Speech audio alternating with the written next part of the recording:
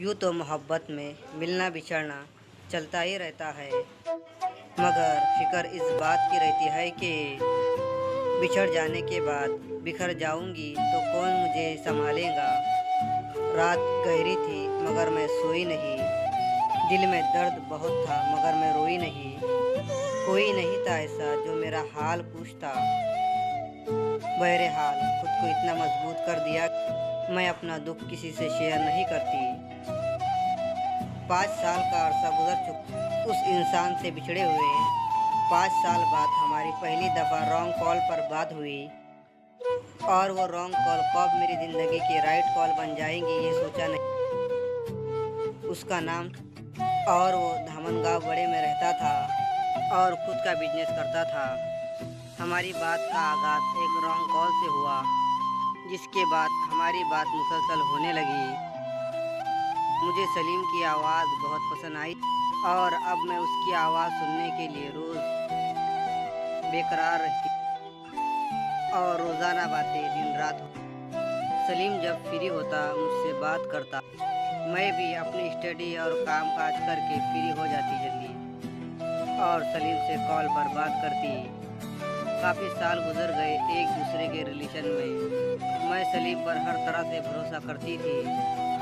एक दिन सलीम की कॉल आई और वो मुझसे कहने लगा कि मुझे अपने बिजनेस को बहुत आगे ले जाना है।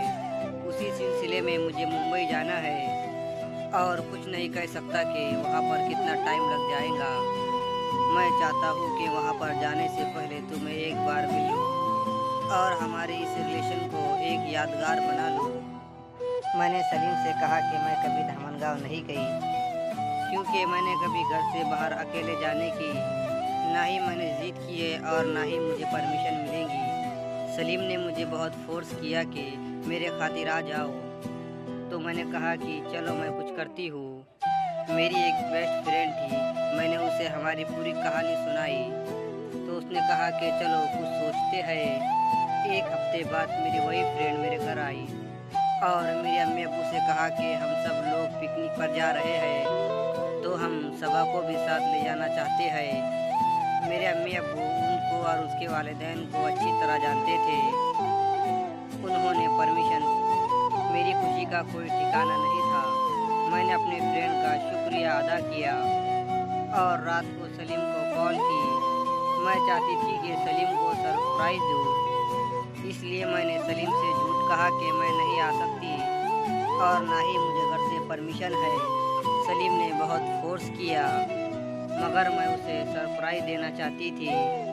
मैं और मेरी फ्रेंड कपड़े पैक कर धामनगांव बड़े के लिए रवाना हो गए। मैं और मेरी दोस्त बहुत खुश थे।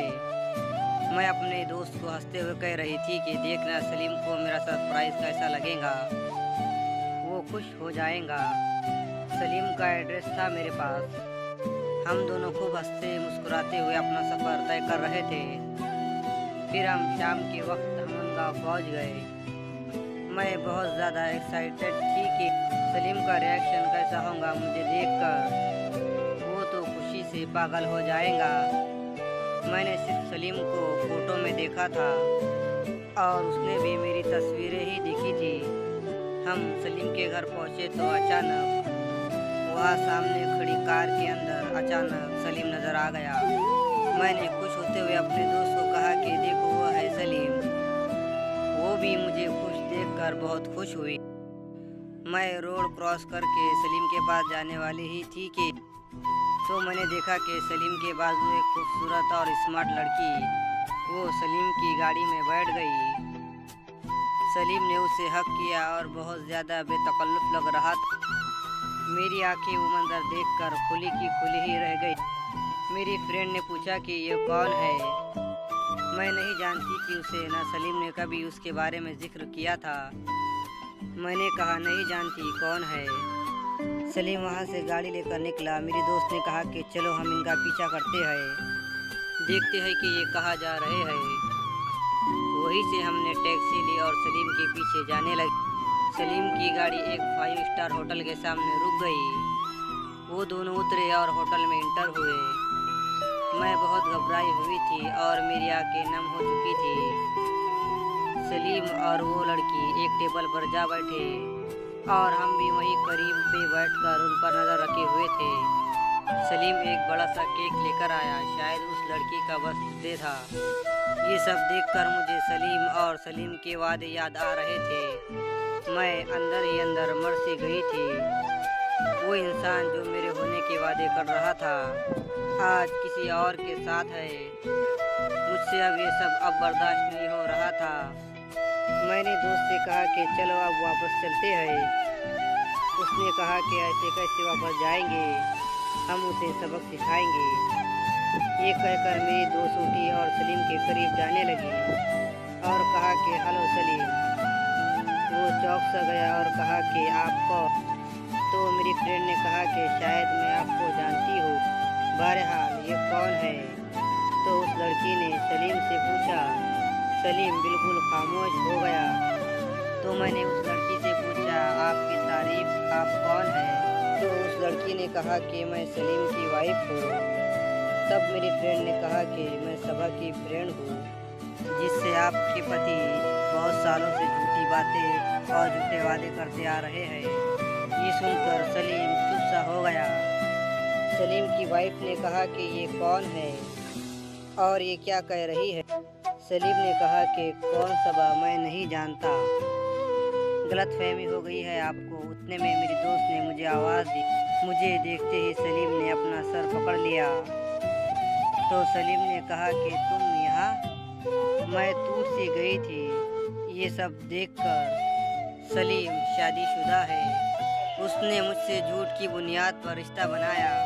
मैंने हिम्मत करके सलीम की गाल पर जोर से थप्पड़ मारा। इस कदर धोखा, इस कदर फरेब दिया मुझे। एक बार भी सच नहीं कहा कि तुम्हारी शादी हो चुकी है।